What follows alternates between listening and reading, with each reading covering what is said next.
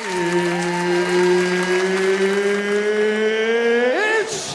time! What's kicking, everybody? Welcome back to another episode of Pickin Fights. I'm Keith, joined as always by my good friend Tom. Tom, how are you tonight? I'm doing well, Keith. How are you doing, buddy? Oh, I'm great. I'm so excited to talk about UFC 269 tonight with you. I mean, this is going to be an incredible stacked card to end the year for the UFC. But before we dive in, please, all you kind people at home, make sure that you like, you subscribe, comment down below what you think. Now, Tom's beard is kind of coming in, right? So I said a couple weeks ago, comment if you think I should shave my beard. I think Tom should grow out his beard. So comment down below if you think that Tom should keep growing that beard that's starting to come in, that nice beard that he's starting to sport over there. And then we'll be a couple of bearded UFC co-hosts over here. So yeah, nothing like falling into the flow of what everybody else is doing, like having a beard. You know, beards are the trend, so might as well hop on it, I guess. We'll see. I don't think it's coming in too well, but I also don't want to have a baby face, and now when I shave it, I'm gonna look 10 years younger, and I don't feel like doing that. And but nevertheless, I digress. Another word that rhymes with rest. Let's jump into the fights. What do you say, Keith? Oh, I'm super pumped too. I'm so excited to talk about these fights. So we're gonna kick it off as we always do with our prelim locks. So early on the prelims, I've got my very first prelim lock, and that is a guy that I picked the last time that he fought on the Dustin Connor card a few months ago, and that's Ryan Hall. Now, for those of you at home that are, listening to this saying, all right, who's this Ryan Hall guy? Well, you might remember him if you watched that whole card start to finish, the entire night that those guys had. I think it was at T-Mobile Arena. Ryan Hall was the guy that you might remember doing somersaults. He was just doing what looked like somersaults to all you people at home that are a little bit more casual when he was fighting Ilia Topuria. What he was actually trying to do is called an Iminari roll, which is, you roll forward, wrap your legs around the guy standing in front of you and take him down into a heel hook, leg lock. Basically you can just do whatever you want with him from down there.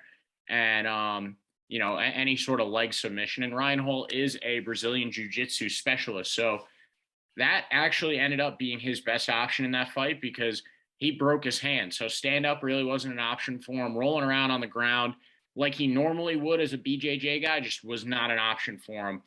But I'm assuming his hand is healed up, and that's why he's on this card, and he's fighting once again in the UFC. And he's going up against Darrick Minner. So, like I said, Ryan Hall, Brazilian Jiu-Jitsu specialist. He has world championships in Brazilian Jiu-Jitsu. He's a guy that other UFC fighters bring out to train Brazilian Jiu-Jitsu with them. I think guys like Wonder Boy call Ryan Hall into their camp. He's also another nice guy like Wonder Boy. But he's coming up against Darrick Minner, right? And this is actually Ryan Hall's 11th UFC fight. He's 8-2 in the UFC. Darrick Minner is a little bit more of a veteran in the UFC and of MMA in general. But, one thing to keep in mind in this one that I really like is that Darrick Minner is not scared to go to the ground. He has plenty of submission wins in his history, but he also has plenty of submission losses. Ryan Hall, on the other hand, most of his wins have most of them have come by submission, and then he has a few decisions against guys like Artem Lobov. But Darrick Minner, while he has the submission wins I mentioned, he has a lot of submission losses, and I don't think that bodes well for him here. This is going to be a grappling match. This is going to be these two guys essentially rolling jiu-jitsu on the ground for however long it takes for Ryan Hall to lock up a neck, lock up a limb, and ultimately finish Darrick Minner by either making him tap or making him go to sleep or snapping something out of place. So my very first lock here is Ryan Hall. And if you're going to bet Ryan Hall with me this weekend, take him to win by submission because I don't really see it happening any other way. That probably won't be a massive line right there. It's probably going to be plus 100, maybe a little bit more because all the, Vegas and everybody putting these lines out, they know that Ryan Hall is a submission guy. They know his game, but I really like Ryan Hall to win by submission here this weekend. You got a lock for us, Tom? Well, I just wanted to say that I agree with you. I don't see Ryan Hall losing two in a row. And, He's been historically really good in the UFC and probably one of the best submission specialist leg lock artists that the UFC has seen. And I don't particularly anticipate, at 36 and all of a sudden, quick drop off for him. I think jiu-jitsu probably has a little bit more longevity to it as it pertains to MMA. So yeah, I'm going to ride with you on Ryan Hall. And on top of that, I'm going to go with Randy Costa over Tony Kelly. And, last time we saw Randy Costa was against Adrian Yanez. And, we've seen Yanez go on to, have big and, better fights and move up the rankings. So that loss that he has in the second round to Adrian Yanez doesn't look as bad, especially when you consider that, he came out and he was winning a lot of that first round and he kind of gassed out. And then, in some of his earlier fights, he didn't come out maybe as fast as he would have liked. So it's a little bit about finding the best, best fighting style and the best fighting stamina and pace for Randy Costa. And I think Tony Kelly is going to be a really good opponent for him to do that. Tony's coming in. He's a little bit older. He's coming in at 34 years old. He is he has a 3-inch reach disadvantage, and ultimately he only has wins over guys that really don't have gigantic names associated with them. Al Alkisi is his last win. That came about a year and a month ago, so that's a significant layoff for a guy who's probably exiting his prime, and just getting into the UFC not too long ago. I mean, that was only his second fight. His first fight was against Kai Kamaka III, who, listen, he's not a bad fighter, but at the end of the day, he's no longer in the UFC. He had a couple bad rolls of the dice. I think ultimately he was 1-2-1 in the UFC. And I think Kai Kamaka's only win was against Tony Kelly. So that being said, I thought Kai Kamaka was actually pretty solid. But at the end of the day, maybe he wasn't UFC material and Tony Kelly has a loss to him. What does that really say? And when it comes to guys who have, his last loss before that was, outside the UFC. So he's coming into the UFC. His last 3 is 2-1. Has a loss to a guy no longer in the UFC and then picks up a win a year ago. That is not necessarily spelling all that confidence to me. They're both stand-up guys. Tony Kelly's going to be a little bit shorter. So Randy Costa is going to have the reach. He's going to have the experience advantage. I think he's going to be in there. And you can't necessarily always look at things as just in terms of like wins and losses. Sometimes you can have a good loss or a bad win. So in this case, I think that loss to Yanez was a good loss for Randy Costa, and I think he comes in here and I think he takes it from Tony Kelly.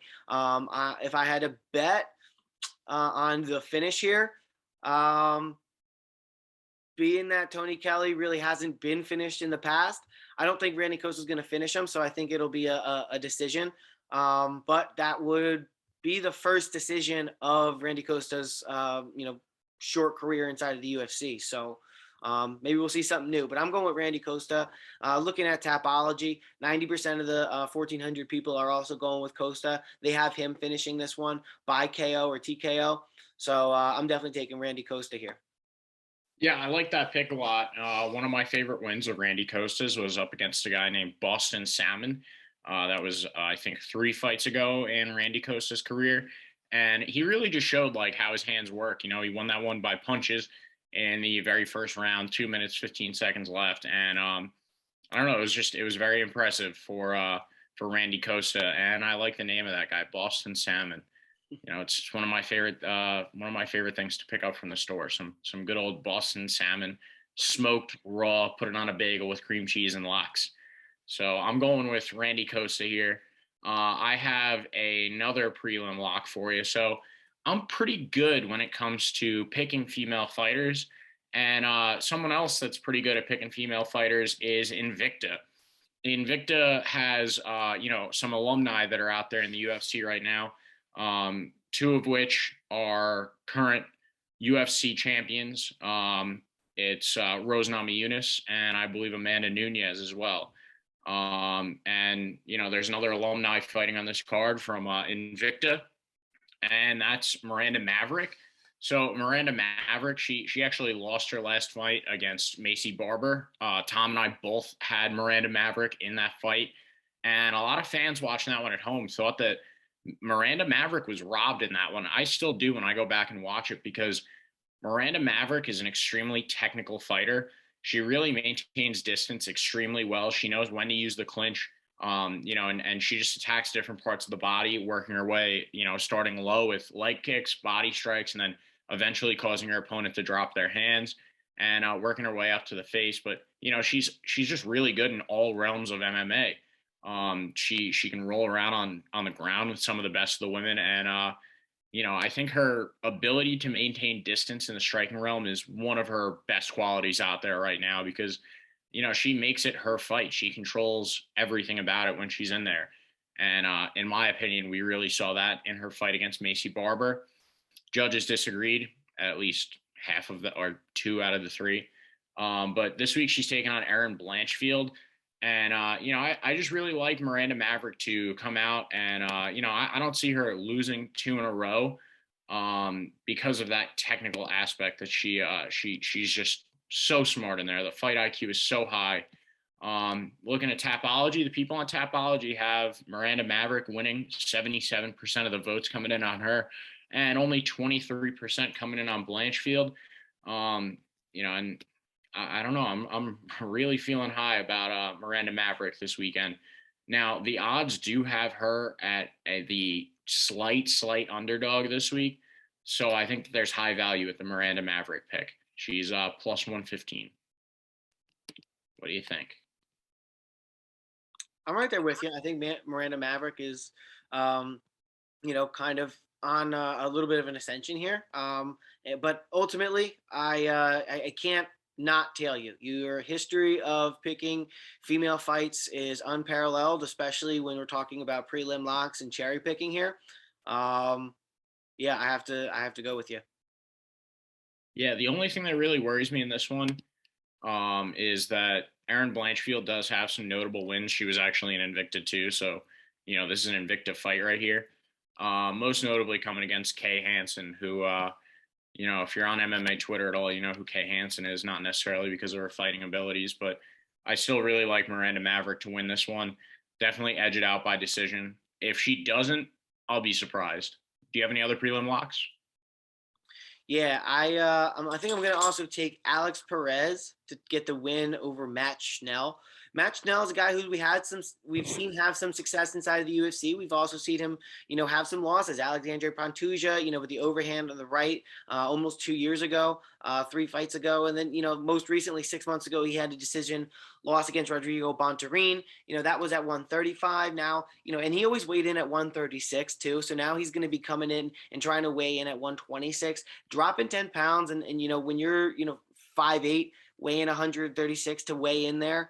You're probably walking around 155, 160, 165 to now get your body down to 125. It takes a lot out of you. And especially for, a guy who's been knocked out in the past, you got to wonder what that dramatic weight cut and size cut is going to do for him. That's not known to really help anybody's chin. And in terms of his overall stamina and his gas tank, it's really unknown, but there's not a lot of reason to believe that in 6 months, dropping an extra 10 pounds is going to be that beneficial. And I think ultimately we're going to see, and ultimately later with Cody Garbrandt, that these flyweights are very fast. At the 125-pound division, they're the lightest guys, but they probably throw the quickest, and they're very underrated in terms of their skill. And Alex Perez, a guy who's been at that division and with only losses between Joseph Benavidez, Hall of Famer Joseph Benavidez, or soon to be, and, fighting for the belt, Davis and Figueiredo. At the end of the day, I think Alex Perez has he can do everything Matt Schnell can do, but he could do it a little bit better. He has better knockout power. I think he can defend takedowns and, being more comfortable at the weight. Being a little bit younger, entering his prime. I think he's going to be able to get in on Matt Schnell. He is going to have a 4.5-inch reach disadvantage. Alex Perez will have, but ultimately I think he's a much better. I think he's ranked high, or he should be ranked higher than he is. I think he's a better fighter than Matt Schnell, and I think Matt Schnell is going to be out of his element here in terms of weight. And Alex Perez is going to get the victory. Looking at the people on Tapology, oh my God, 92% are going with Alex Perez. 66% say by decision, and the other 22% are by KO, TKO. If you do math, last 5% says submission. Of the 8% go with Schnell. Half of those think decision, and it's pretty split between the other ones. So yeah, I'm going with Alex Perez here. And I would go with Alex Perez to get the knockout here. I think Matt Schnell dropping the weight, I think it's going to affect his stamina. I think Alex Perez is going to, be able to land a hook or maybe a right straight and drop Matt Schnell. Yeah, I like that knockout pick a lot, especially because when you look at the straight lines here, Alex Perez is a minus 330 underdog with the opening lines. So I think that's a really high value pick going for the KO there. But like you said, the two things that stand out the most to me are the weight cut for Matt Schnell, that weak chin, bad stamina, and then just the disparity in competition. Alex Perez has been fighting some of the best flyweights, currently in the UFC. And like you mentioned, soon to be Hall of Famers. So I'm going to tell you with that one with Alex Perez. For a knockout, I like that pick a lot. I don't really have any more prelim locks that I feel 100% certain on. I'm curious. Do you have any others?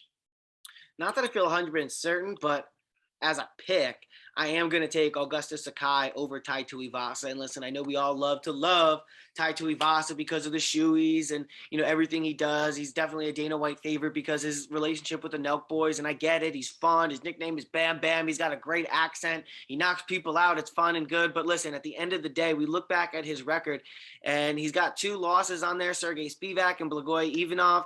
His win, Stefan Struve, not a terrible win, not middle of the pack, Stefan Struve. He's got a win over Harry Handsucker, big notable UFC star that is Henry Hunsucker, and then a win over Greg Hardy. And, that's a guy who just recently came over to the UFC after being a professional football player 3 or 4 or 5 maybe years ago.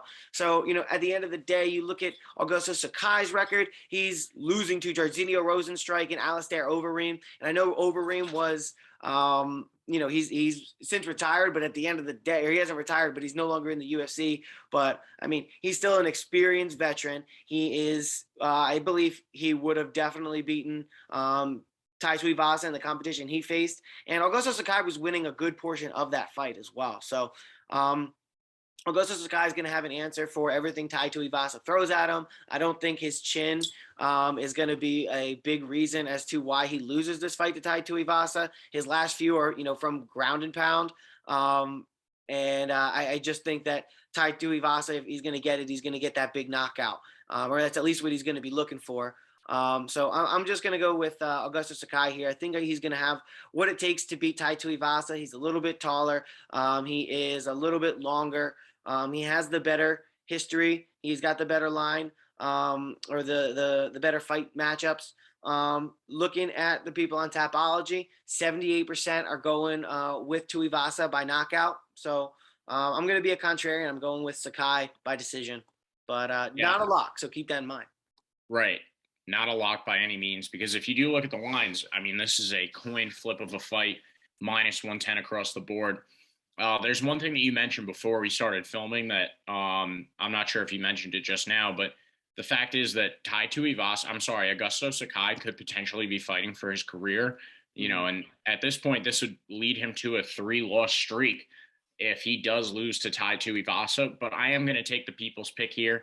I've been very hot on these coin flip, very even lines. I mean, minus 110 across the board. You literally could flip a coin and, place whoever you think is going to win in this fight. But I'm going with Tai Tuivasa because, one thing that stood out to me when Augusto Sakai fought Jairzinho Rozenstruik is Jairzinho Rozenstruik really took advantage of Augusto Sakai up against the cage. And Biggie Boy is not known for being any sort of get a guy against the cage and do any sort of close range, fighting in the pocket. He's really a experienced, long range, keep the distance kickboxer type. He has been for a lot of his career. And, I think that Tai Tuivasa could be that guy that, you fight him in a phone booth in close. And if Jairzinho Rozenstruik, who that is not his forte, was able to take advantage of Augusto Sakai in that realm, then Tai Tuivasa most definitely will if it's a phone booth, in a tight quarters type of fight here. So I'm rolling with Tai Tuivasa here. But either way, I think the smart pick here would be to take either the fight to not go the distance, which is probably going to be something absurd like minus 500, because everybody is expecting a knockout when 2 massive heavyweights like this come together with knockout power. But I also think the line is probably going to be set for the over-under of -1.5 with a little bit more of a feasible line. I'm definitely throwing that in with whatever parlay that I take this weekend. I like that a lot. And I'm taking Tai Tuivasa straight up -110. It's tough. One other thing that I'm feeling out of Tai Tuivasa is I'm having a hard time betting against these New Zealand, Australian guys right now. You got Dan Hooker, who I actually took against Islam Makhachev. You've got Izzy Adesanya. But that And has to do a lot with their gyms, though. And Tai Tuivasa is not associated with any of their gyms, number one. Number two, he's a Nelk Boys guy, and I think he's been partying, and that's all well and good, and it's great for their persona. Not to, diminish, not to say that he hasn't, not to say that he's been partying in place of training, but I think he has been also partying. I think he has, likes to have fun, and that's awesome. And that's super fun. But at the end of the day, when you're comparing that type of lifestyle riding high with a guy in Augusto Sakai who is much better than, I guess, what the common perception is of him. Remember, he's, on that 2-fight losing streak. He's potentially looking at being out of the UFC. He is 30 years old. So, it's not like he has got a ton of time left. He's young for the division, especially young for the heavyweight division. So he's got a lot of time. But do you want to be at 30 in the UFC, then leave and then come back at 34? It may be good for his development, but ultimately, I think once you're in the UFC, your goal is to stay in the UFC, especially when you think you're of that caliber. And, not to totally discredit his fight against Jairzinho Rozenstruik, but Rozenstruik is known to be a really, really good kickboxer. So if you're Augusto Sakai and you are also a striker, your only option is not going to be at range. It's going to try and get in close and dirty box with a guy who is at range and known to be a really, really good kickboxer. So try to take away one of those pieces. He got burned by it, and it is, it is what it is. And I believe, if I remember, that was at the end of the round. He was doing pretty good. And, Jairzinho Rozenstruik got him with a hook as he was running away. It was potentially back of the ear, or side of the head, temple. But at the end of the day, he was defending himself well on the feet. I think he's a better caliber striker than Tai Tuivasa. I think he has his back up against the wall. I think it's, not an underdog pick. Certainly an underdog pick when you look at the people at Tapology, but an underdog pick when you get the feeling, because, we like Tai Tuivasa. He's fun and we want him to have a meteoric rise, but I think he's going to run into Augusto Sakai, a motivated Augusto Sakai. And I think it's going to be a decision for Sakai. yeah, my last point, what I was saying about, Australia, New Zealand, you're right. I did name all guys from the same gym. I also do think that there's a bit of a toughness, like Tai Tuivasa being from Australia. There is that bit of Australian toughness. That's not to say that Brazilians like Augusto Sakai are not tough. But, on your point on the 2-fight losing streak training. Well, I have it by a decision for a reason, pal. What'd you say? I said I have it by decision for a reason, pal. Facts. I do want to say too, the confidence level of these two men going into this fight. It could work to Tai Tuivasa's advantage, or it could really work to his disadvantage. I think just based on Augusto Sakai's little skid that he's on, little skid, he might be a little bit more hesitant to really get in there and rush, where I think Tai Tuivasa is going to be looking to end the fight very, very early. So, it's definitely something to look out for in this one. If you're not feeling super risky this week, I wouldn't touch either of these guys. I really like the under and to not go the distance. But since Tom likes Augusto Sakai to win, of course he's going to like it by decision, because that's Augusto's only real path to winning against Tai Tuivasa. He could catch him. I don't know. I think he could catch him. I think he catches him because Tai Tuivasa is going to be overzealous and be looking for a knockout, because, he felt so good with the Greg Hardy, and he was even mocking Greg Hardy for, a couple days and weeks after that too. It's like, all right, dude, you killed him. Like, he's dead. Stop. So I think he was riding high on that. He, got a lot of buzz from when he signed his contracts. Like, so I think he's riding high on this. His confidence couldn't be higher. And, maybe not. I hope not. But, it may be a bad thing in the sense that he gets a little overzealous, finds himself open, and Sakai hits him with a good shot. And, he's got finishes on his record, Sakai does. So, I'm not saying that it won't happen, but I'm giving Tai Tuivasa credit and saying he's going to have a good chin. He's not going to get overzealous. He's going to stand in there. There's going to be a decent stand-up fight. They may even, go to the cage and clinch up to try and get a second or catch their breath. Ultimately, I think it's going to be a decision. I think Sakai is going to have a little bit more experience with more experienced competition. I think he's going to be a little bit more technical. I think he's going to lean on his experience in the weight class and, be a little bit more tempered and ultimately get the decision decision win on points. Yeah. I definitely don't disagree with you. I think this fight could go either one of those two ways, really. One point that you made there about Ty talking shit about Greg Hardy for like weeks following this fight. If anybody knocks out Greg Hardy, you have every right to talk a ton of smack all over whatever platform you want to, because we all know what type of guy Greg Hardy is. He gets put on these big cards against guys that are significantly better than him because of Greg Hardy's history. People like to see him get beat up on live television. But with all that being said, that was, a nice little riff we had about that fight. I don't think it's going to disappoint us whatsoever. And any one of the things that we said could come true there. One fight that I think is a lock to watch, not in any sort of pick, any sort of way, but this is like not a get up and, go refill your drink or, go hang out in the kitchen while the other fights are, this is just not one to miss. And that's Pedro Munhoz versus Dominic Cruz. I'm shocked that this is a prelim fight because these are two of the best bantamweights that we've seen in the UFC for the past couple of decades now, right? Like Dominic Cruz has been in the UFC for how long? Like at least a decade, right? Dominic Cruz has been in the UFC for a long time. I think it's like closer to 12 years. Yeah, and I think Pedro Munhoz got in around the same time. They were both, I want to say Pedro Munhoz was also a WEC guy. But these two are incredible, incredible stand-up fighters. Dominic Cruz, he was actually just inducted into the Arizona Wrestling Hall of Fame. He does have wrestling chops, and, he'll say it himself. It's not because he was a phenomenal wrestler, but because he was able to take wrestling and make something out of his life and put it on a platform. But regardless, this is going to be a stand-up fight, I think, for 3 hard-fought rounds. Pedro Munhoz, his last fight came against Jose Aldo. And, he was putting up a good fight, and then Jose turned it on. Like in that third round, he just turned it up to another level against Pedro Munhoz. But this is going to be a great fight. This is going to be 2 guys just swinging and banging for 3 rounds. I think it goes to decision. That's probably my pick on this one if I had to have one. Either way, I can't pick a single fighter to win this because, they're both a little bit older. They're both very matched in skill. And, I like it to go the distance, though. I don't think either of these guys is going to get finished or finish the other guy. But it's going to be a very fun, technical, skilled battle to watch. I like Dominic Cruz in this fight. Not a lock, but just another pick. I like Dominic Cruz over Pedro Munhoz. A little taller, a little longer, a little more experience.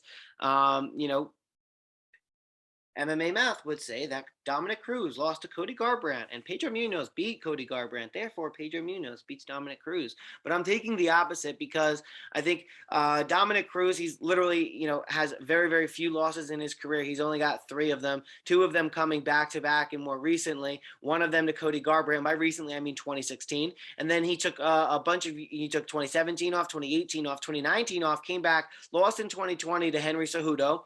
Henry Cejudo is probably one of the greats at this point. You take 4 years off, yeah, you're going to lose. But, hey, maybe there was a sign of ring rust in there. He takes about another year off, and he has a most recent win over Casey Kenny. Now, Casey Kenny's actually solid competition, but him coming in against Pedro Munhoz, you look back at some of his competition as of late, losing to Jose Aldo, not a bad loss. He has a win over Jimmy Rivera, okay, equal Casey Kenny. And then he has a loss to Frankie Edgar back in 2020. Frankie Edgar, we haven't seen the best of him lately. And that was after a bunch of canceled bouts, a loss to Aljamain Sterling. That's forgivable. He's got a win over Cody Garbrandt, but before we're back in 2019 and 2018. So his only win recently is over Jimmy Rivera. So, given all of that, I'm going to have to go with the UFC sure to be Hall of Famer, Dominic Cruz, to pick up another W here. I think, these guys are very evenly matched. They have similar styles. Like you said, Keith, this is going to be standing and fighting. It's going to be an exhibition of mixed martial arts. I think there's potentially some takedowns that could happen, but the majority is going to be on the feet. I think we could see a lot of cage work, a lot of grappling situations. It's going to be highly technical, but I think Dominic Cruz is ultimately going to get the better of Pedro Munhoz in the positions. I'm thinking he's leaning on his vast amount of experience, and I think also preparing for fights. fights, and being on the broadcast team, I think that also has something to say about, the history and how you follow the sport and your understanding and your comprehension and the way you diagnose and break down fighters. I think you maybe have, a little extra eye for that as well. So, I'm leaning with Dominic Cruz.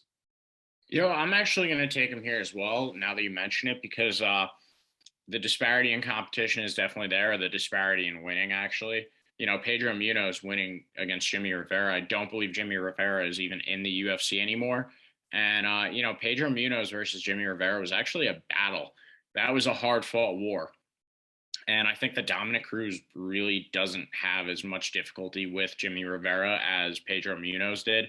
But, being on the broadcast team, he spoke about it today, or whenever this video is posted.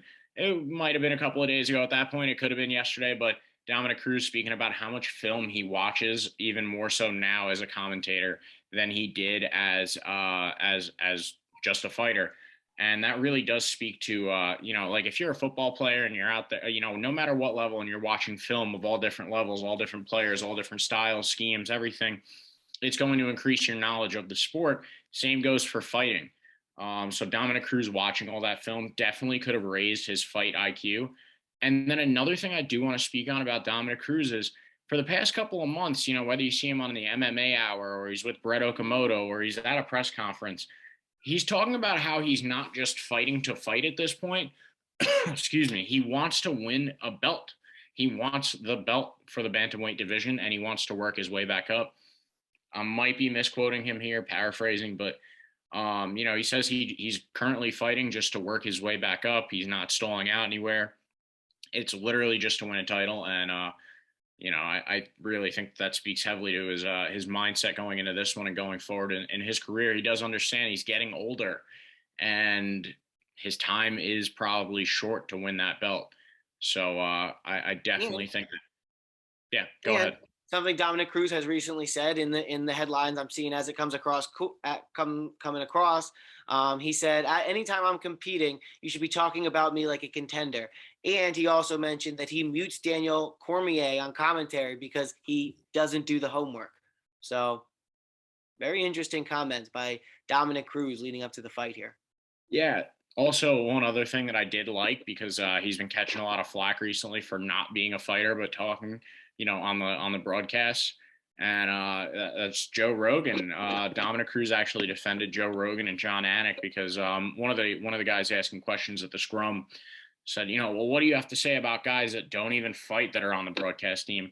Nothing but absolute respect for those two legends, John Anik and Joe Rogan, who kill it John Anik, he kills it every single week. He's the best. Yeah, he's literally the best. Brought to you by P3 Protein, the official protein snack of the UFC. John Anik, one of the greats. Joe Rogan just brings a different element to the broadcast team every time there's a major event and he's there. So a lot of love for Dominic Cruz. What do you think about this Josh Emmett, Dan Ige fight? I'm kind of torn on who I think is going to win. I honestly, I don't even find Josh Emmett to be that entertaining of a fighter, but I do like Dan Ige. What do you think about this one?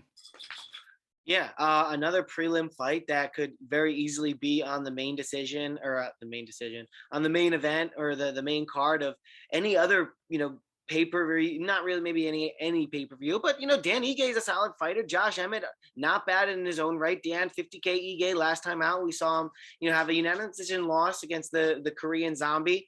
Before that, he had a pretty good fight ending in a KO of Gavin Tucker. And then before that, losing to Calvin Kattar and then having wins before that. Edson Barboza is a really, really, really good win, especially how it aged. But, some people, you can make a very solid argument that Edson Barboza won that fight. But just being able to contend with him, I think, says a lot about you and your fighting. But listen, on a 4-fight win streak, Josh Emmett win over Shane Burgos in a unanimous decision a year and a half ago, though. So this is going to be a long layoff for Josh Emmett. We haven't seen him in a while. His wins before that, so you got Shane Burgos, who we saw to go on and have that loss to Edson Barboza. So, a little back to that MMA math for you. He's got a win over that, right behind that, a year before that, actually, Mirsad Bektic by KO and TKO. And then he's got a win over Michael Johnson, which is a really, really good win. Michael Johnson was one of the historical greats. However, finishing his career around 19-13, definitely took a slide. He has a loss to Jeremy Little Heathen Stevens, which, definitely doesn't look good given Jeremy Stevens' record. In this one, I think it's really close. I think Josh Emmett might take it. These guys are roughly about the same size. Slight underdog Vegas has Dan Ige at. People on Tapology, 70% going with Josh Emmett. 1,500 people have voted on that. The last 30% going for Ige. More than half of that have that as a decision.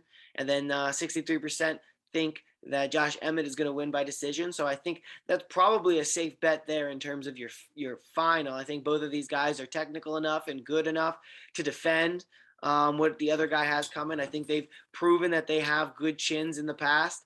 Dan Ige, I'm not even sure if Dan Ige has ever been finished. Looking back at his career here, he has never been finished, Dan Ige. So I'm thinking this one's almost definitely going to go to decision. And then if we just look back at Josh Emmett is actually very big for the division. He's a very big, muscular guy. I think that's going to definitely help him here. But if we are going to decision, you wonder if that could have a potential impact on his stamina being out for a year and a half. His last win was decision over Shane Burgos. But before that, he's got a lot of his wins going the way of a finish. So push come to shove, I like Dan Ige's chin to hold up against anything Josh Emmett is throwing at him. I like Dan Ige. I like his activity. I think the level of competition was there. Josh Emmett, I think, had he not taken a long time off, I think he would definitely have a better chance here. Team Alpha Male coming in, probably, they did something to make sure that him and Cody were going to be fighting on the same card. Dan Ige coming out of Extreme Couture, going to have the 1-inch reach advantage. But like I said, very similar size guys. Dan Ige is actually, I shouldn't say that. Similar in terms of lineup. 70-inch reach for Josh Emmett, 71 for Dan Ige. But Josh Emmett's definitely going to be the bulkier fighter in there. He's cutting more weight. I think Dan Ige is going to drown it, try and drag it out. I think his chin's going to withhold. I think Josh Emmett eventually in the later rounds is, maybe in that third round gets a little bit tired, and that's where Dan Ige picks it up. But I see this as a decision, and I think Dan Ige probably. I'm torn because I'm thinking Josh Emmett comes out strong and probably takes the first round. I'm thinking Dan Ige probably takes the third round. And it's that middle round that's really going to depend on what happens. Even if Dan Ige is blocking the majority of what Josh is throwing, it still can go, the judges can still see it as a Josh Emmett round. Coming off a loss, I think he wants to avenge it. I think he doesn't necessarily feel that he lost. I'm going to go with Dan 50K Ige. Yeah, I'm not even going to touch this one with a pick either way, but I can't sum up what you said any better than you did. I'm really hoping though that the day after the fight we can just clip that out and put it on its lonesome out there on our TikTok or our Instagram, any of those, because that was. I'm hoping that by the time Sunday rolls around, that was a perfect call as to how this fight's going to roll out. So now we're going to roll on to the main card. So the timestamp is going to go right here, right? If you're tuning in now just for the main card or just for this fight in particular to hear us either confirm or deny your biases about Sugar Sean O'Malley, buckle in because this could go either way. I'm personally rolling with Sean O'Malley here, and I'm constantly looking for opportunities to bet against him. I don't think that he's as big of a favorite in this fight as Vegas or as the casuals at home have him. I think that this might be a little bit of a trap line at -310 because Julian Paiva is not anybody to scoff at. He got his last win over Kyler Phillips, who beat Song Yadong. So Kyler Phillips is actually pretty solid. But Sugar Sean O'Malley, the stand-up game is there. We all know it. He's entertaining. He's on the main card over ranked guys like Pedro Munhoz and Dominic Cruz, who are on the prelims for a reason. He does put asses in the seats. And when you put asses in the seats, you're a main card fighter. This is the main card opener. And we saw at UFC 268 that when you open with, a couple of big names or one big name in particular, because not many casuals know who Julian Paiva is, you put asses in seats, you open it up with an entertaining fight. I think that Sean O'Malley is probably going to put on a show similar to 2 wins ago. Name's escaping me, looking it up right now. Close to when he fought Thomas Almeida. I personally see a little bit more of a similar style between Julian Paiva and Thomas Almeida in terms of the striking.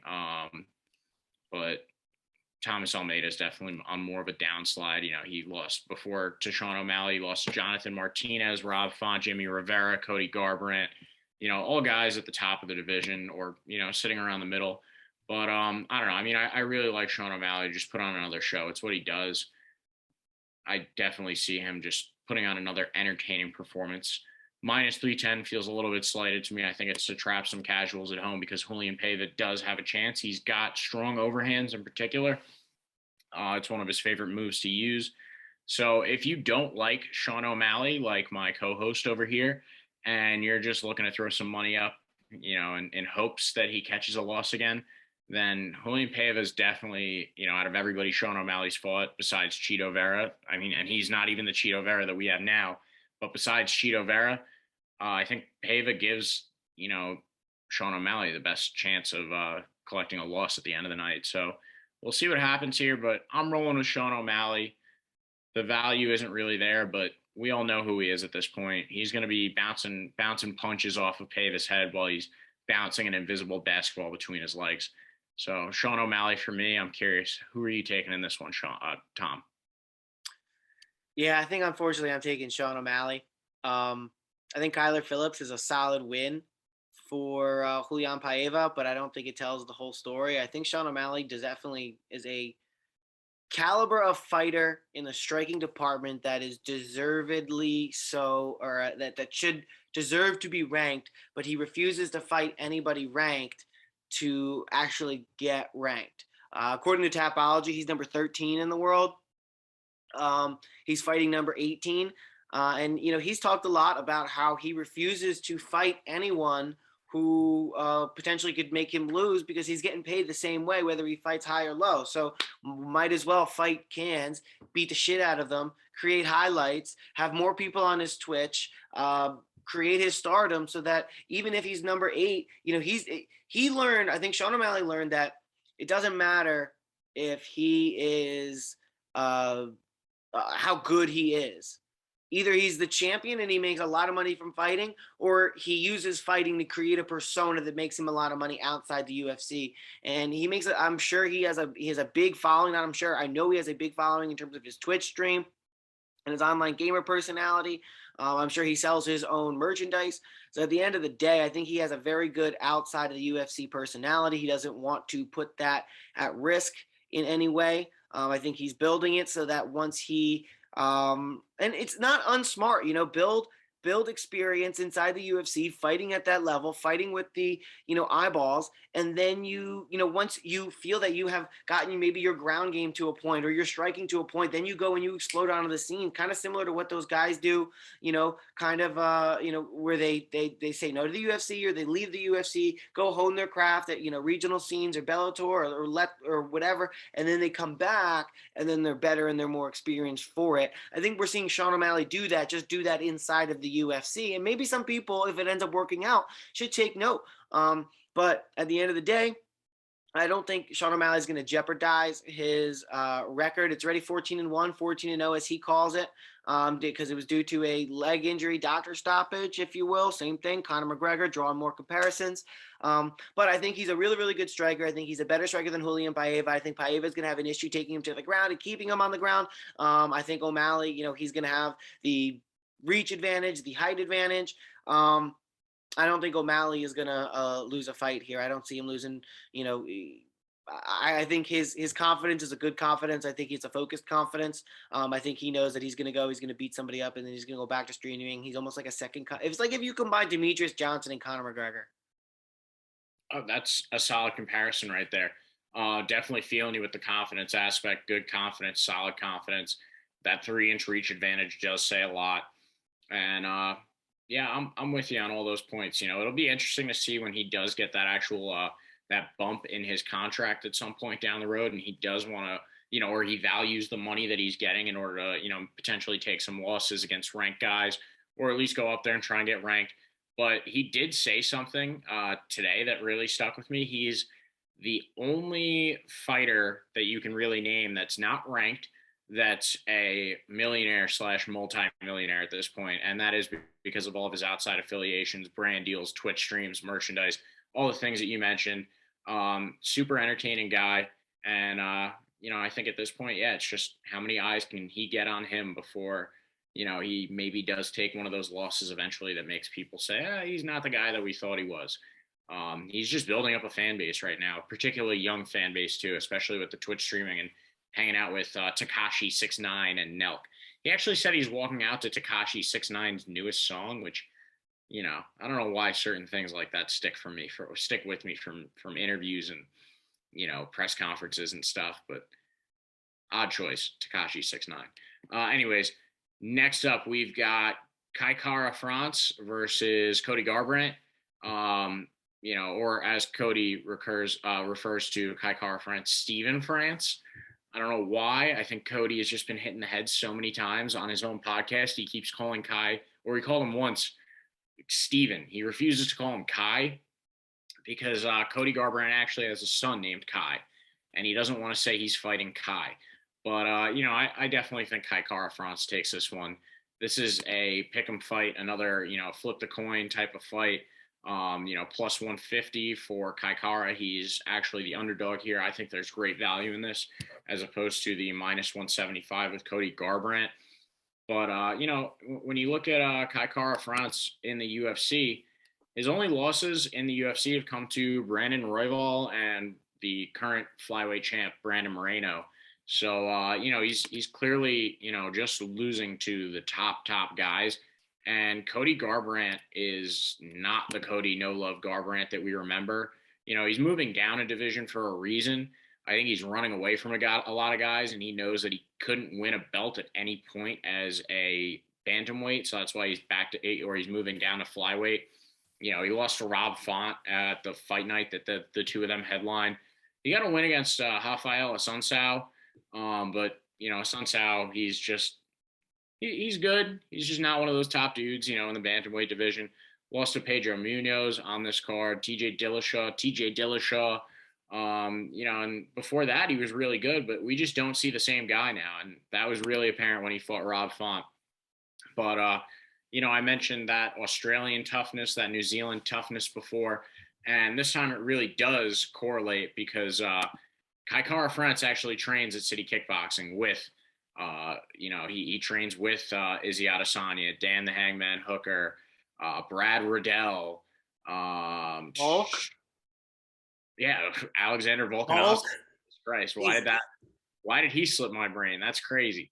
One of the best to ever do it, in my opinion. But yeah, he trains at City Kickboxing with all those absolute dogs. I don't know how Volk slipped my mind. That's crazy. But you know, I do like Kai Kara-France to take this one. You know, I think that, like you mentioned before, when you drop down in weight and you have to cut all that weight, it does hurt your cardio, hurts your chin. And looking at pictures of Cody Garbrandt, he looks terrible at flyweight. He has no water on him whatsoever. He is shredded. I don't know what he weighs there, but if God forbid he weighs anything more than 135 right there, I'm going to be very concerned at what he's going to look at 125 and how he's going to get there and how it's going to affect him. I mean, right now, as recorded, this is Wednesday. I haven't seen anything yet. And ultimately, on Friday, like, oh my God, I wonder if we'll see. You know, I trust Cody and his nutrition and all of that stuff. But, hey, man, it's going to be a tough cut, making 135. Yeah. And, you know, it looked like he, you know, cut significant amount of weight to get to 35. So now dropping down to 25, it's going to be a lot. And, you know, like I said earlier, I think Cody Garbrandt's going to find out that, you know, Kai Kara-France and the rest of the flyweights, they're fast, man. They're faster than you'd imagine. And, you know, he's actually not even going to have a reach advantage here. Cody Garbrandt with a T-Rex arm, 65.5-inch reach. Kai Kara-France going to have a 66.5-inch reach, standing at only 5'4". So he's got a long reach for 5'4", but Cody Garbrandt's got a short reach for 5'8". Coming at City Kickboxing, you are, partially, who you train with. And maybe that's, to be said about Conor McGregor. Maybe he really needs top quality competition now. But I digress. Either way, I like Kai Kara-France a lot here for multiple reasons. I think he's used to the weight. I think he's really fast. I think he's got every ground ability to be able to defend anything that Cody would potentially even desperately try for. But ultimately, it's going to be a stand-up. And if Kai Kara-France wants to go to the ground and wants to wrestle, I think he's going to have the ability to, to get the better of Cody Garbrandt on the ground. And then as far as standing, I think he's quicker. I think Cody's going to potentially have a shot here, but he's going to have to catch Kai Kara-France. And I don't see him necessarily catching Kai. I think we see, Cody not necessarily get one punch KO'd, but I think he's going to get stunned. I think he may have a slow start. And I think Kai Kara-France is going to take over. And unfortunately, maybe it'll be I'm leaning towards it won't be close. I'm leaning towards, a 30-27 unanimous decision, or maybe a second round TKO by punches for Kai Kara-France. Yeah, I definitely think it's more likely to be a decision just because, look, if you go back and you look at Kai Kara-France's, fight history, he is definitely a decision fighter. He's very technical, very smart. Cody Garbrandt can get a little bit wild at times. He used to be known for being like this just mad dog in the octagon, like wild, flailing, throwing punches all over. No regard for his own life or the guy standing across from him whatsoever. And Kai Kara-France is just so much smarter than that. We did see a little bit more of a reserved Cody Garbrandt against Rob Font, and his wrestling actually looked a little bit better. I think he was a high school wrestler they were mentioning on the broadcast. So, maybe, just maybe, we see a little bit of a different Cody Garbrandt now where he's actually smart on his feet and attempts to go to the ground more often or doesn't look as bad on the ground. But like you said, Kai Kara-France used to the weight, best training partners out there. And in my opinion, this is truly just a desperation move from Cody Garbrandt to try and revive his dying career right now. I don't think it bodes well for him. I think Kai Kara-France is, to somewhat of an extent, flyweight Alexander Volkanovski. Very solid stand-up game. Strong punches, can knock people out. Knocked out his last opponent, Rodrigo Bontorin, KO'd him. He's, like you said, he's won decisions before. He's got a very competent and solid ground game, and we're seeing these guys at City Kickboxing constantly improve. I'm not saying he goes out there and he submits Cody Garbrandt, but I think he's more than competent on the ground to lay some significant ground and pound on Cody Garbrandt if they decide to go there. I think Kai Kara-France, wins every round. Yeah, so do I. And, last point about those City Kickboxing boys. They've had a tough year. Everybody's had a tough year with COVID, but in terms of fighters, they've had a particularly tough year with COVID. Everything going on in Australia and in New Zealand with, locking down the gym, them sleeping there and everything. But those guys have had an impressive year out in the octagon. Now, Cody Garbrandt also did have a tough year in 2020 with COVID and with illnesses and stuff. And in my opinion, he still hasn't fully recovered from that. He took quite some time out because of getting COVID, and then he had a kidney or a liver infection, blood clots, all sorts of bad stuff happening for Cody Garbrandt. And I don't really know if he's fully recovered from all that. So, and Kai Kara-France, he had a tough year. Those guys at City Kickboxing, they had a tough year, but nothing health-wise that's public knowledge as close to Cody Garbrandt, and that just does not bode well for him in this fight. So we're both taking Kai Kara-France here. Next up, we've got Jeff Neal versus Santiago Ponzinibbio. I'm curious, what do you think of this one, Tom? Jeff, the inmate, Neal, versus Santiago Ponzinibbio. That obviously a joke leading to Jeff Neal's recent arrest about a week before this upcoming fight. I don't think that was in the game plan. I don't think that's in a winning game plan. Santiago Ponzinibbio, we saw come back recently against Miguel Baeza and win a decision over the then undefeated Miguel Baeza. Santiago Ponzinibbio. I can't say his last name by itself. I can only say it if first saying Santiago. Santiago Ponzinibbio, that fight was, he wasn't the favorite, and a lot of people weren't sure what he was going to look like because his last fight before that was a loss to Li Jingliang, and before that was a fight against Neal Magny 3 years ago, or 3 years prior to that. So there was a lot of question marks about Santiago. And I think he was a guy who was coming into that fight with a lot of, prior health issues that kept him out so long. And then he comes back against hard competition against Li Jingliang, and it doesn't go well for him. And but then he comes back here against Miguel Baeza, doesn't take a drop in competition, stays fighting some of the best people he can get, and he beats Miguel Baeza in a very close decision, or in a unanimous decision. But at the end of the day, he put up a really good fight, and we know Miguel Baeza is a really solid competitor in the UFC in the 170-pound division. So I like what we saw from Santiago Ponzinibbio in that fight, and if he can repeat that even at 35, I think he still has a potential shot in this division. I don't know if it really depends a lot on what's going to go on with Colby Covington and Kamaru Usman and what's next for all of those fellas. But Santiago Ponzinibbio trying to work his way up into the top of the division. Jeff Neal, listen, I don't think the arrest was in the game plan. I think that's ultimately going to hurt him. His last 2 fights out, he's got unanimous decision losses to Neal Magny and to Stephen Wonderboy Thompson. So, listen, those are some really, really good losses considering where both of those guys are. And those are, within the year. But his wins over Mike Perry, no longer in the UFC. Nico Price, love Nico Price, but, he's not the most phenomenal fighter we've seen, in the UFC, especially he seems to fight to the level of his competition. And then Bilal Muhammad, which, hey, that's a pretty decent win, but considering that Bilal Muhammad can't really get a fight, and it's not because people are afraid of him, it's because nobody advances their careers by fighting Bilal Muhammad. I'm not so sold on all of that. I'm going to go with Santiago Ponzinibbio here. So you keep saying that Jeff Neal, getting arrested and going to jail is not part of the game plan, but you don't think maybe going to jail didn't make him a little bit crazier, maybe he wants to have one more absolute banger fight before he potentially spends a couple of years in prison? What do you think? I'm telling you that Santiago Ponzinibbio did not take 2 days out of his fight camp to go to jail. So because of that reason, he's definitely going to have at least 2 days of an advantage on Jeff Neal. So I'm just going to look this up real quick. What did Jeff Neal get arrested for? This is what I'm very curious about. DUI.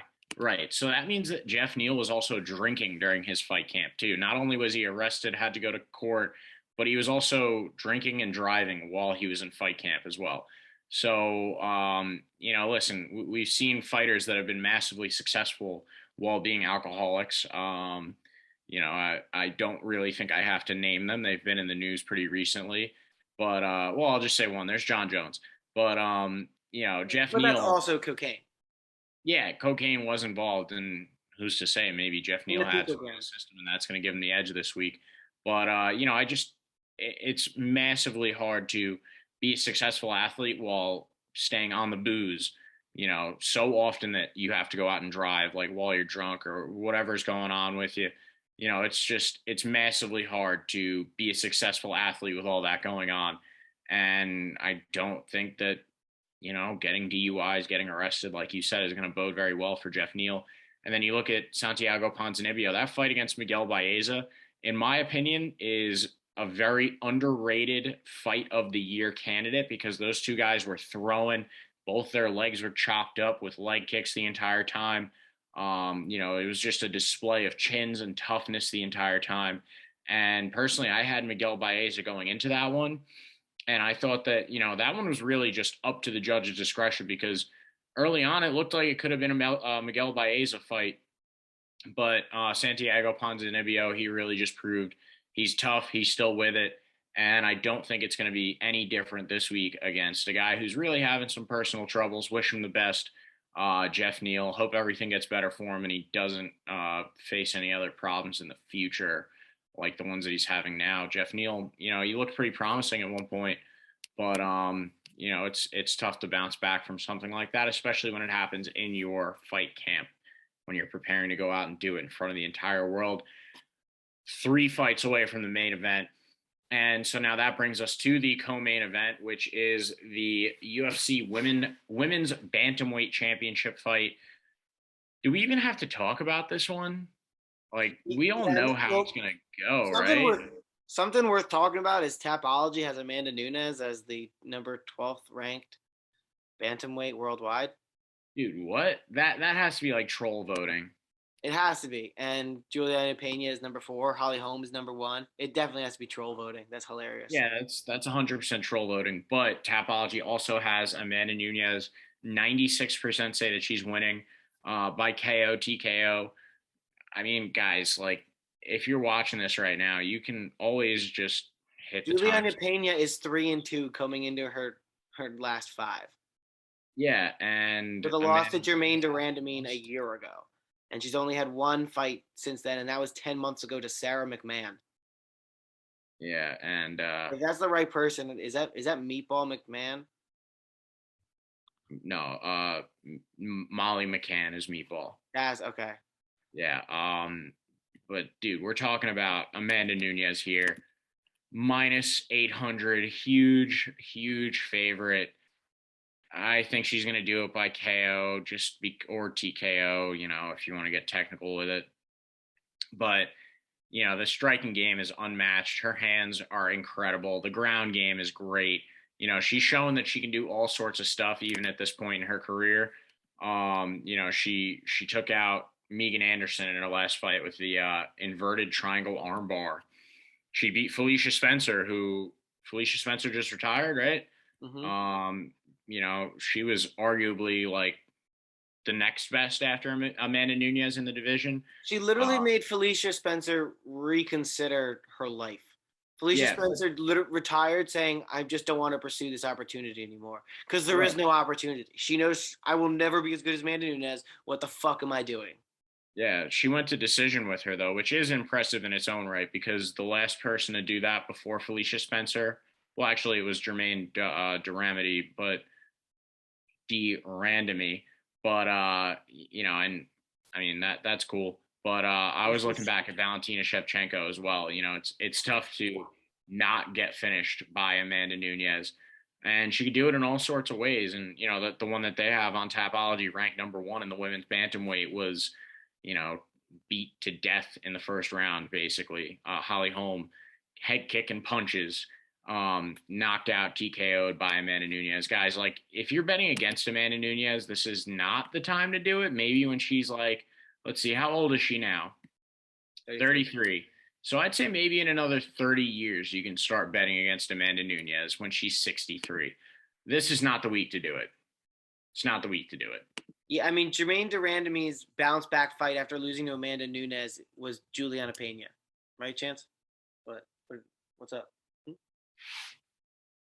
He also was taking Amanda Nunes. Yeah. Smart dog. Good boy. So I think we can move on to the main event. This is actually one that will have a lot more to say. Mm-hmm. I don't know where he's going to fall on this one, but this is a really tough fight to pick. The lightweight division is so top heavy at the moment. There's so much talent up at the top. And we've got Charles "Do Bronx" Oliveira versus Dustin the Diamond Poirier. I'm even now, as I'm sitting here talking about it, I'm having a tough time because, these guys are evenly matched in age, very similar height, very similar reach. The biggest difference between the two of them is style. Charles Oliveira has the most submission wins in UFC history, the most performance bonuses in UFC history. He was very underrated and flew under the radar for a very, very long time, but got his chance against Michael Chandler and ended up taking it not by submission as a lot of people thought that he would do, but by knockout. Caught Michael Chandler perfectly on the chin with, this very close, tight hook that he has. And, I think that's one thing that a lot of people are undervaluing with Charles Oliveira is that he does have a very good stand-up game for a guy that's known for his jiu-jitsu. he does throw a lot of those great, like, tight counter hooks. So that's really what I see when I go back How and he beat watch. Jared Gordon with the overhand right that led to the uppercut. Knocked him right out. Very impressive. Very Yeah. impressive all around. But I'm personally taking Charles Oliveira in this one.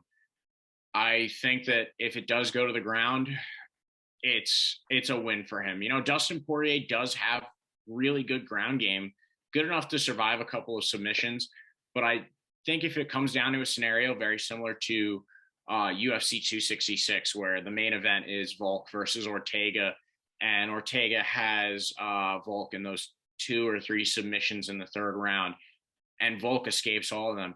I don't think that Dustin Poirier is the type of guy to get out of all those submissions. I think that we could see a very similar scenario this upcoming weekend, where Charles has Dustin locked up and maybe a guillotine at one point, maybe an armbar at one point. But I think that there's only so many times that you can attempt submissions against Dustin Poirier before eventually he gives into it. And, his last loss being to Khabib. I mean, Khabib is Khabib, say what you want, but by rear naked choke in the third round. My pick is actually Charles Oliveira to win by some form of choke in the third round. Maybe a Darce choke. I know that was a big favorite of Dustin Poirier's to use back early in his career, about 10 years ago. But he was never very good at defending it. And I think if this comes to the ground, these two will be rolling around a lot, and Charles Oliveira will find a way to slip that in and win by Darce choke. That's my personal pick. I like Charles Oliveira to win by submission. I also like the dog money here. I don't particularly like either of these guys as a person, right? Like Dustin Poirier, I think he's a fake nice guy. Charles Oliveira, he beat my favorite fighter in all of MMA for that belt. Yeah, but he's genuine though. Yes, he does seem genuine. He's got a little bit of swag to him. I think if he could speak English, he would be an absolute superstar. But this is tough because I see a lot of people out there that are like, oh, this is such a predicament for all MMA fans because we have to either see Charles or Dustin lose. Guess what, guys? I want to see both of these motherfuckers lose this weekend. I want to see both of them lose. If it was possible where they both end up where it's like Charles is knocked out, but while he's getting knocked out by Dustin's patented right hand, he's got Dustin Poirier in a leg lock of some sort. And they're both just going down, losing at the same time. What you want to happen is for who do you hate more? Charles, but I'm taking Charles. So I want Charles to win. So you want Charles to beat the shit out of Poirier because Poirier's annoying as shit. And then Charles pop for PEDs and he gets the L. He's stripped. And then Poirier doesn't automatically win because he got the shit beat out of him. You can't retroactively make him the champion because of that. So now you have to fight for the belt. In comes Conor McGregor. Oh, no. No, the real number one contender fight is coming up after this one, and that's Islam Makhachev versus Beneil Dariush. I know Justin Gaethje is the true number one contender, but throw him in there against Beneil Dariush if that is the case. But I do like that scenario. That's like an absolute dream scenario. Charles Oliveira popped for PEDs after knocking out or choking out Dustin Poirier, but I do like him to win this one by submission. Continue adding submission victories to that streak. I think at this point, he may be the only champion that's truly proficient in Brazilian Jiu-Jitsu and is known for his Jiu-Jitsu. It could have been Ortega, but the only champion that's like Glover Teixeira now. He's a true Brazilian Jiu-Jitsu master as well. But, it's a very, I know a lot of people talk about it a lot. We talk about it a lot on here, and it is the art of the submission, but in terms of winning belts, jiu-jitsu guys nowadays are really not those guys. So, it is nice to have a little bit of a change of pace and have Garbrandt hold the belt while being so good at his submission game. Anyways. It's because Charles Garbrandt has an aggressive style of jiu-jitsu. It's almost like a John Danaher style of jiu-jitsu. It's a shoot the box applied style of jiu-jitsu, where shoot the box is a very aggressive form of striking. Well, his form of jiu-jitsu is an offensive oriented, where he is trying to submit you. It's not a defensive jiu-jitsu. It's an offensive jiu-jitsu where he is going to, it's almost a type of jiu-jitsu where someone may pull guard. That being said, I think Dustin Poirier, he's at a disadvantage on the ground because it is that kind of that jiu-jitsu, almost that anti-wrestling jiu-jitsu. And we talked a lot about with the Michael Chandler fight, and ultimately, like Michael Chandler, on the ground, wasn't he in a serious trouble with Charles Oliveira on the ground? A few times, and then he had that beautiful moment where he actually stood up while Charles had his hooks locked in, and it looked like he was about to get a rear naked choke on Michael Chandler, and Michael Chandler stood up and slammed backwards, and it looked like he actually locked himself into a deeper choke. I mean, I've watched this fight so many times. Charles Oliveira has him back there. He's going head, body, and Michael Chandler used that impressive explosiveness that he has to flip his hips, stand right up over Charles Oliveira, and then implement some nice ground and pound, getting caught early after that in the second round. But anyways, continue. Yeah. Well, listen, I'm going to speed this up because Chance has to go poop. So bottom line is this. Dustin Poirier is not going to have anything for Charles Oliveira on the ground. Charles Oliveira standing up is definitely underrated. I think that's where Dustin Poirier is going to want to keep this fight. And ultimately, I think if Charles Oliveira is able to close the distance a little bit, use his aggressive striking and his kicks, move in there, and then be able to get on Dustin Poirier and lure him to the ground, I don't think Dustin Poirier is going to have the same level of ground game as a Michael Chandler to be able to get out of that, especially maybe once, but the twice and definitely not the third time. So I think by the second or the third round of this constant aggressive style pressure that Charles Oliveira is putting on, this new Charles Oliveira who's smart but also really good and having everything come together with the agile and the athletics of his body capability, and his brain is all coming together and it's melding with his offensive jiu-jitsu with an anti-wrestling that's going to beat Dustin Poirier, and he's going to have this shoot-the-box style of aggressive offense that's going to land heavy punches and force the fight to the ground where it's in his world. I think Charles Oliveira wins this over Dustin Poirier. I know that's not a popular pick. I may look stupid. Maybe Dustin really is as good as, we all think he is. But ultimately, listen, he hasn't really fought a wrestler in a long time. His last wrestler that he fought was Khabib Nurmagomedov. Before that, his last two fights were against Conor McGregor. And a Conor McGregor fight is never hitting the ground unless it's being finished or somebody's unconscious. Before that is Dan Hooker, and it's a similar sentiment there. Like, he ain't bringing it to the ground. Before that, you have Max Holloway. When was the last time Max Holloway attempted a takedown? Before that, you go to Eddie Alvarez. Okay, but now we're back in 2018, and it's 4 years later or 3.5 years later. Like, are we going to really consider that, and his ground game at that level? When we just saw Charlie Olives, a couple of months ago, mess somebody up on the ground. I'm going Charlie Olives.